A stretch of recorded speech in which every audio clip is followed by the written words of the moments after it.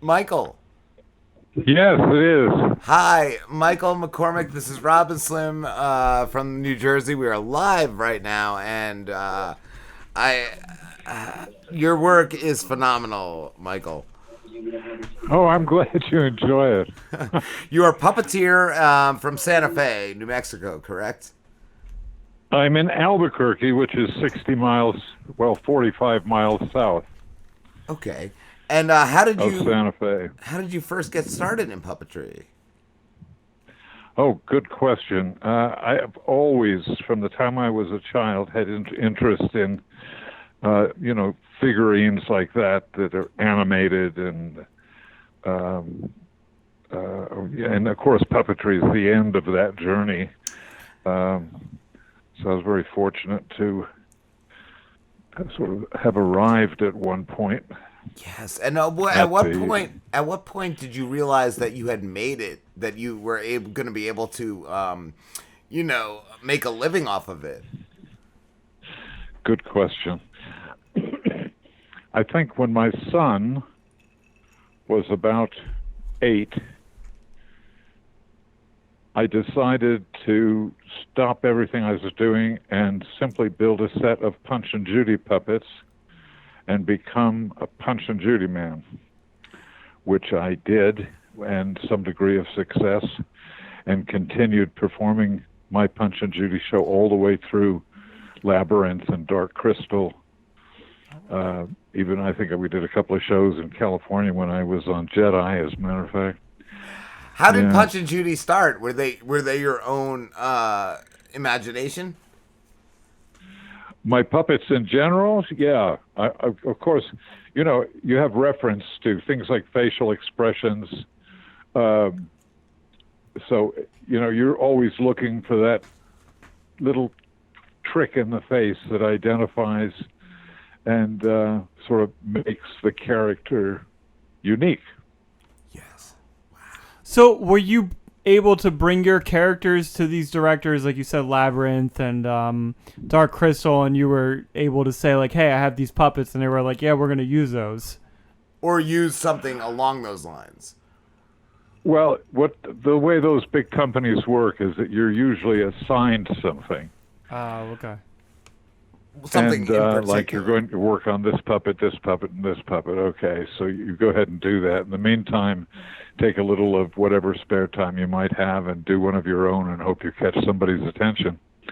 But which I did in California on Return of the Jedi. Wow.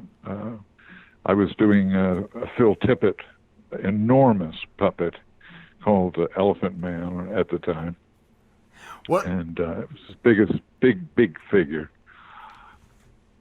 and it's basically a huge face of an elephant, and there's just so much you can do with it, and that's what's curious.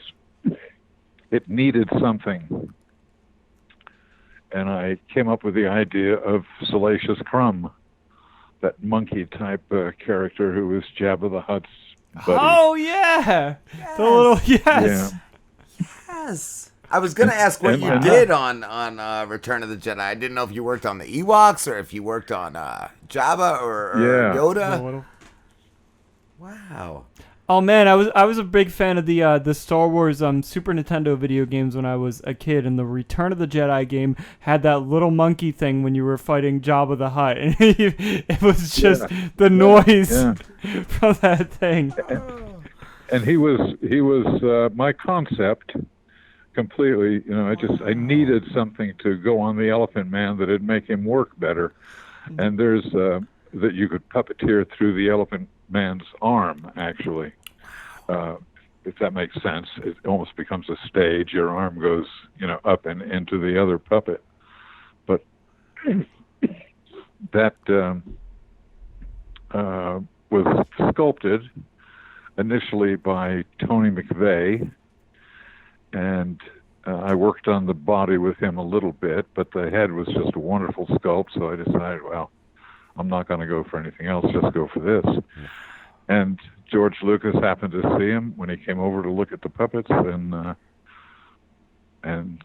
he became a star. That's Oh, amazing. that's That's really amazing, Michael. I wanted to ask too. I love Dark Crystal. That was one of the first movies my father took me to see as a child in theaters. And Oh yeah. what? It was just magical. And what was your role in the Dark Crystal? Because I know I remember even seeing like behind the scenes where they had actual men in some of the puppets on stilts and all. Like, what were you working on? Well, there were figures in every one of them, and when you see them walking sort of free, not attached to, they had small little people in there, and so we had Skeksis that could walk around, and then sort of come in, switch, and do a close up of, the highly animated faces. But what I did basically on that show, I talked to Brian Froud, oh God, I guess about 6 months ago, and he said, well, the only reason I hired you on this show, this is after I'd done dozens of things, and he said, the only reason I hired you on this show is because you can make things look old. I was thinking when I saw the Punch and Judy that they almost reminded me of the Skeksis, how old and like decrepit they look. Well, yeah, there's, I think, a sort of a relationship to what should I say? A relationship between Punch and all those sort of wonderful grotesque figures that you find in puppet life, wherever it exists, whether it's in the middle of Turkey and with Hajivat Karagos, and you find a sort of a big nose, a hump on his back, a pot belly, and it is kind of a universal figure. I don't know. I've spent the better part of my life trying to figure out just what makes Punch work, and that's where I finally sort of came to the conclusion that he's a genuine archetype. And there was a psychiatrist from Caracas, Venezuela, who saw the show that I did at Notre Dame, and he was a Jungian specialist in the archetype of Priapus. And after the show, he came up and gave me this huge sort of abrazo, gave me this hug, and whispered in my ear, "You are a priest of Priapus." Wow. Oh my yeah, gosh, it was amazing. a kind of a wow. And it was the first Punch and Judy show he'd ever seen. Wow. But that, he thinks, that really is his part of his entire thesis. Not that Punch is, but the focus he has given to Jungian analysis, and basically it's based on that Hermes and that whole area of psychology, dark, twisted, slightly grotesque, or a lot grotesque, and so that's where he placed Punch, and I now I immediately realized he was absolutely right. It's funny to have been sort of taken over by an archetype. I want to ask too, Michael, how has puppetry in your lifetime changed? How has it changed? How has it changed, and if it has it changed for the better or worse? Oh, it's I mean, obviously, when I was a kid, I mean, very little, almost an infant, I saw my first puppet show, Punch and Judy, in Brooklyn, and I actually, those images have stayed with me all these years, and that was an Italian puppet company that was stranded because of the war in the United States, and so that's what they did. They shook their puppets. The simple puppetry, like Punch and Judy puppetry, is sort of a front runner into what it is that little kids and even some adults absolutely adore, because you can interact like pantomime. You can interact with the character, right? Yeah. And Punch is always sort of interfacing with the kids in the audience. Oh yes, he did. Oh no, he didn't. So it becomes a kind of a theatrical dialogue, and that kind of puppetry. I mean, there are many places I can't perform in America because of, the city or the governor's mayor, whoever the hell it is, sort of determines that it's there's liability involved, so we can't have that. So now, interestingly, the only place I can perform in town is at the local city museum, which is a very advanced, high-quality museum, and I'm happy to know the director, and he invited us down to perform our puppets, the Punch and Judy puppets, there at the museum. But it was we had an evening over there. They got Jim Henson's show in, and the show was great. And then they showed the Dark Crystal, and they asked me if I would introduce it, and which I did. And that was great. And so there was so much enthusiasm, about puppetry. Everybody was sort of, oh, we should have it down here at the museum kind of thing. And I, oh, yeah, I'll do it. Yeah.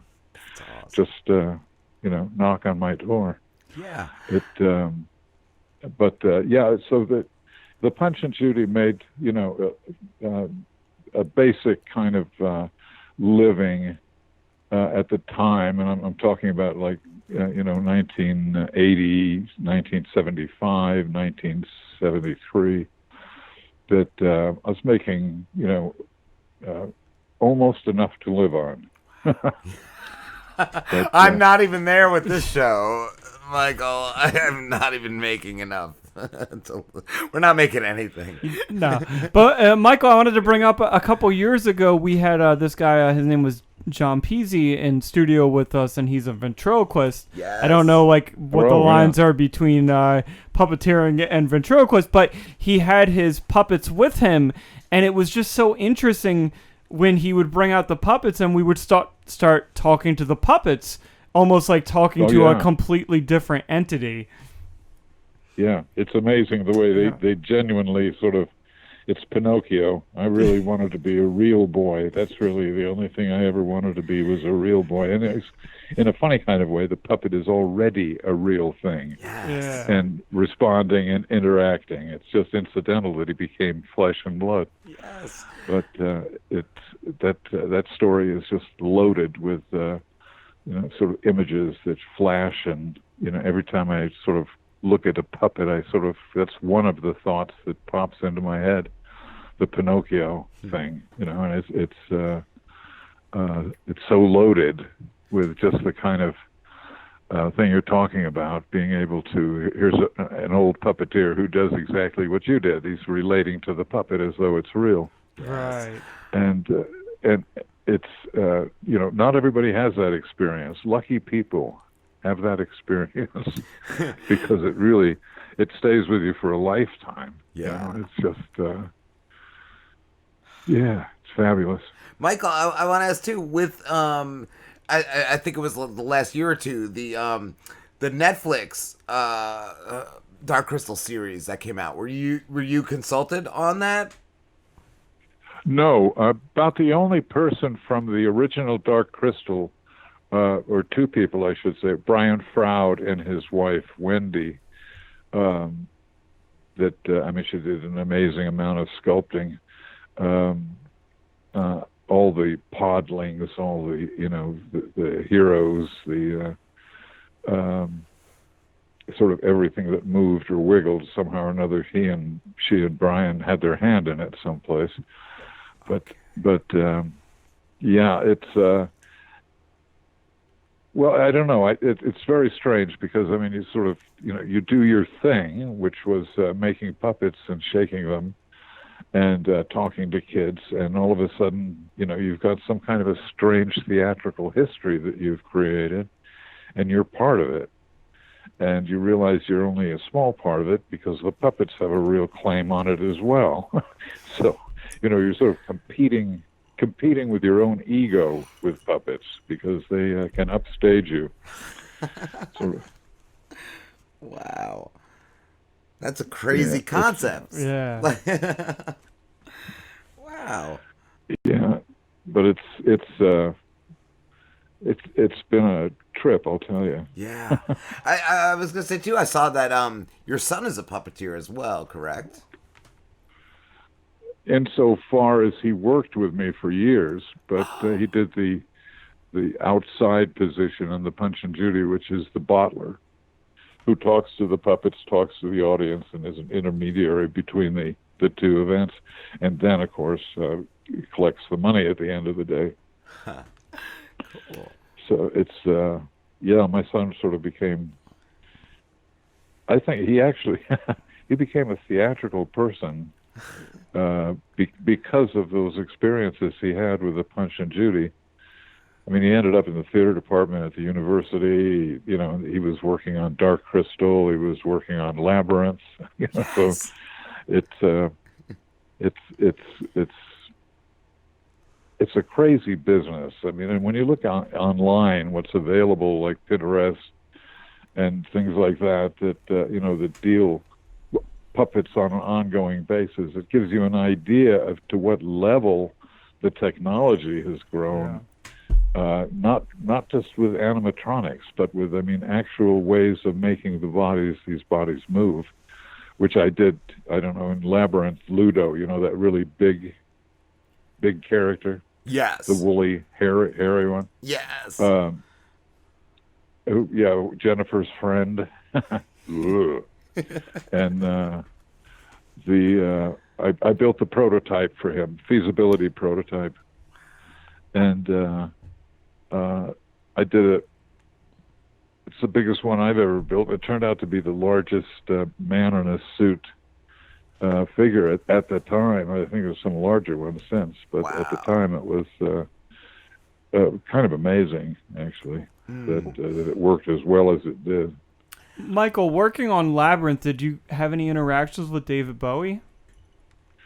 Yeah, I did much of the ornaments and aging and all the necessaries on his costumes all the way through.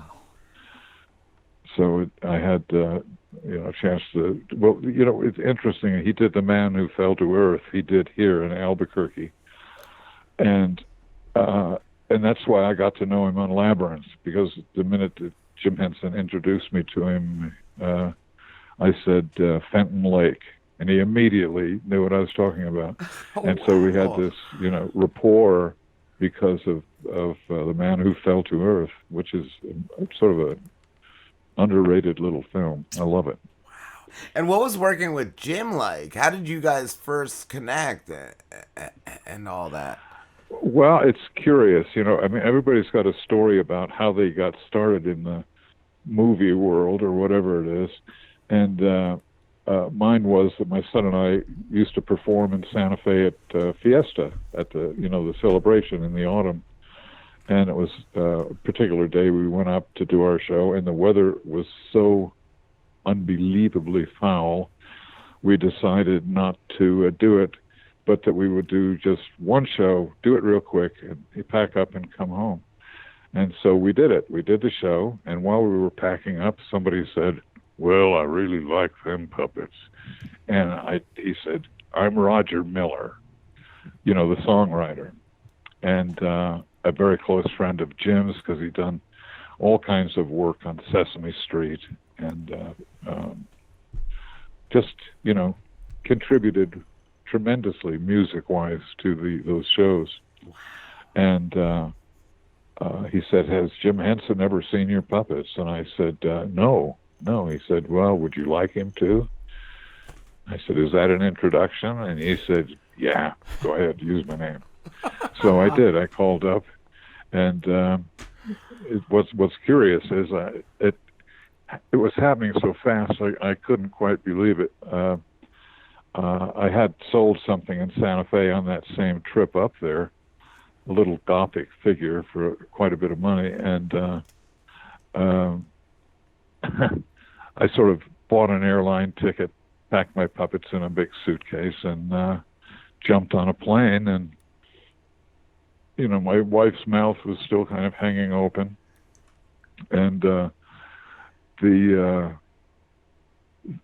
effect was the whole thing just simply became magical for the next 10 years. It was just crazy. Yes. But I got to England, took the train north up to Elstree, where the studios were, and the ATV studios that filmed the Muppet Show. They were filming actually the last episode of Miss Piggy as Cleopatra. Do you remember that one? I do, yes.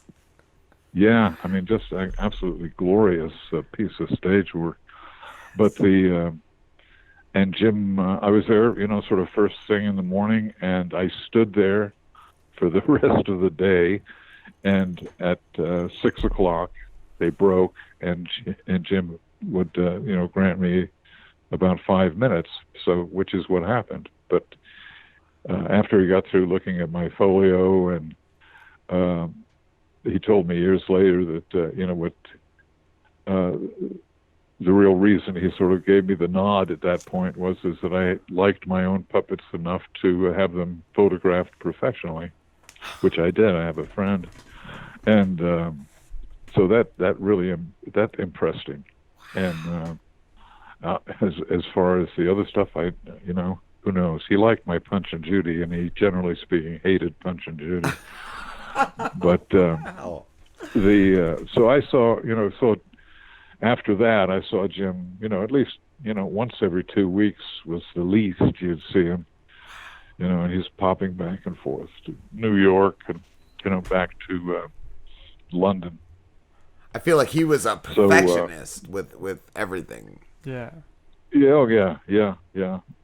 He was hands-on at every level of the business, and it I think it just really wore him out finally. Yeah. Was he patient? Was he a patient man, or was he very short-tempered? He was in no way short-tempered, but he was very serious about certain points in puppetry. And he could, sort of slip in out of those personalities of being, a funny guy with a frog on his arm, and he could flip over into a very serious businessman kind of posture. Wow. Just a very flexible personality. That's amazing. And widely, what can I say, talented. I mean, and he was good with music. He understood music. He was good with movement and dance, and the entire range of entertainment at that dare I say novelty level. He brought it to another level. I feel like he brought puppetry to like a whole nother level. Jim did, absolutely. Yes. Yeah. Absolutely. And of course, the people that I worked with were absolute, stunning artists. I mean, Brian Froud has got to be one of the most amazing human beings I've ever seen, let alone worked with. And his wife was so incredibly talented. All the people. I mean, in Hampstead, we had the shop, and I guess there were about 9 or 10 of us at different times. And we essentially built the entire show right there, except for the staging. That's amazing. And it was, kind of amazing. I did the first sort of major, film test ready Skeksis, the Gartham Master, and that was, it's typical movie stuff. Everything consists of work and effort by a number of people, and that did Lyle Conway sculpted the head. I built the body. I built the costume on it. But the costume was 3 or 4 other people. Holly Smith did little bits on it along the way. Even Tony McVeigh, he had just come onto the show. He built part of it, and that's how I got to know him, because he was building part of it. But it takes that kind of an effort. I mean, some of those puppets had as many as 9 people crawling around under them with, cable controls. Yes. Wow, Michael, we have to wrap this up, but it's been so great talking to you. And good talking to you. Good talking. I can't tell you Hope how we much have a I chance appreciate to do it. If you come this way, be sure to look me up. Absolutely. Where can everybody find you? I'm sorry? Do you have a website or something like that where everybody could find you? Facebook. Okay. And even though I've never seen it, I know a lot of my stuff is on the Facebook page. So okay, cool. Awesome. Yeah, I've been thinking about doing a website actually. Yeah, you're. It's been an honor to talk to you. Thank you so much for calling into us. Yeah, thank you, and thank you for the opportunity. No. And hopefully we can do it again sometime. Absolutely, I would love to. Have a great night. And you. Thank you, Michael. Bye-bye. Take care, Michael. Bye.